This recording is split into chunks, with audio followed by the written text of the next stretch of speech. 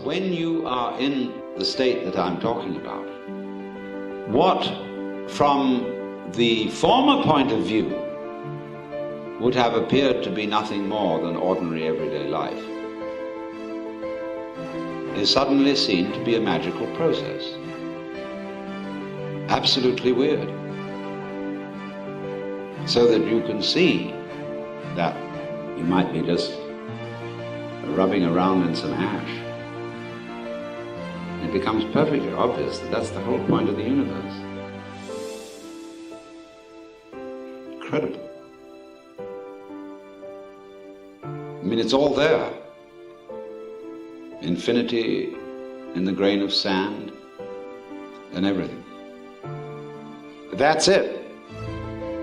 And you look at other people rushing around and people going about their business every day, serious, I've got to get there, I've got to make this thing. You think they're quite mad.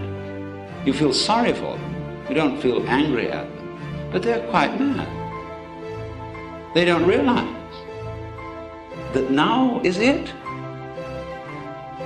That's where it's all going, as well as where it all comes from. The Alpha and the Omega is now. The whole surround of us is completely magical.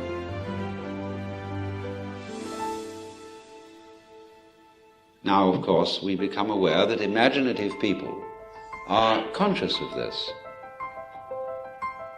Imaginative people show their consciousness of it by the way they act, by their taste in whatever they surround themselves with.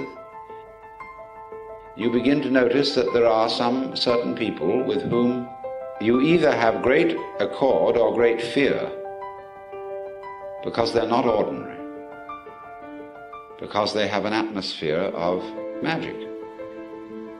They have imagination, and they're not hiding under an attempt to conform to the ideal of being ordinary. And the artistic people are here.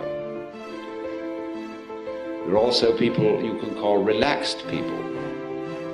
Relaxed society is a very wonderful class of people. They're not on edge. You know, there are some people who are edgy all the time, and you feel that your very presence around their place is a mess. But relaxed people have what in Arabic is called barakah. It means divine grace, but it also means the quality of an old frying pan that has had long years of use and is just perfect. That's barakah. And there are people like that too, you see. And all these are the great spontaneous virtues that cannot be contrived, because this thing can only come in the process of growth. So you say, well, do I have to wait? But the whole thing is in the waiting. I don't mean the virtue of patience. I mean waiting when there is nothing to do but wait. And when you see there is nothing to do but wait,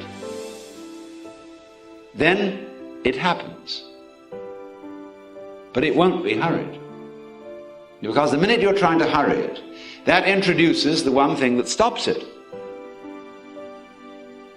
The miracle, the magic thing is happening all the time.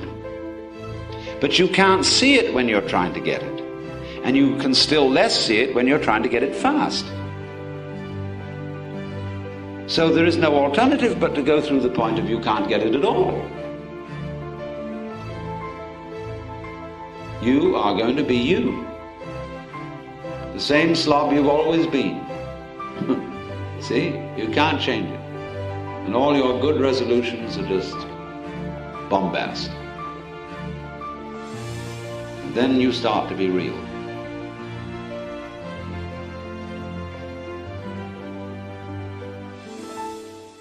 So just as in traveling or in ordinary relations with your friends every day, these gorgeous things happen of themselves. Those are the true pleasures. So at the level of mystical experience, the most astounding insights, where you can go into the deep, most trivial, everyday affairs, as containing the entire secret of the universe.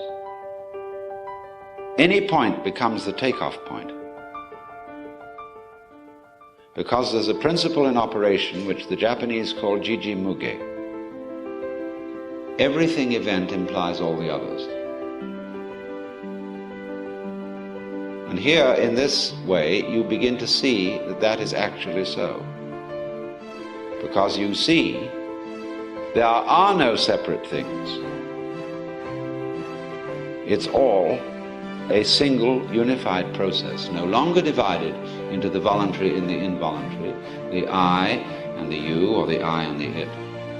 Because it is the big happening, which is neither voluntary nor involuntary, which is neither free nor determined. All these are mere ideas about it and about. You've abandoned all that. You've abandoned philosophy totally, because you see it's just a net designed for catching water. And when all that's gone, and that whole attempt to clutch life, to capture the pleasure, has disintegrated, there it is. And you needn't feel anxious about, will it stay?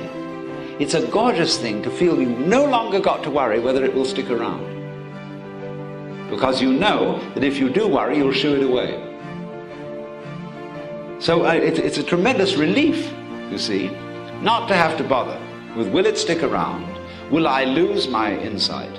Will my Satori take wing and go off with the bats?